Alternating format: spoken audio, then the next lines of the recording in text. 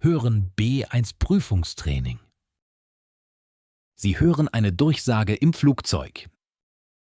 Verehrte Fluggäste, mein Name ist Peter Kraus.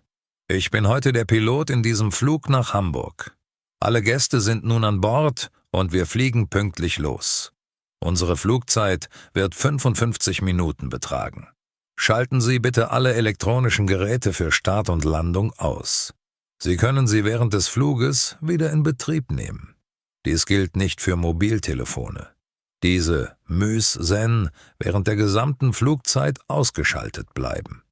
Wir empfehlen Ihnen, während des ganzen Fluges angeschnallt zu bleiben, falls unvorhergesehene Turbulenzen auftreten. Sollte es wichtige Informationen über Änderungen von Anschlussflügen geben, werde ich Sie 10 Minuten vor Landung informieren. Ich wünsche Ihnen nun einen angenehmen Flug.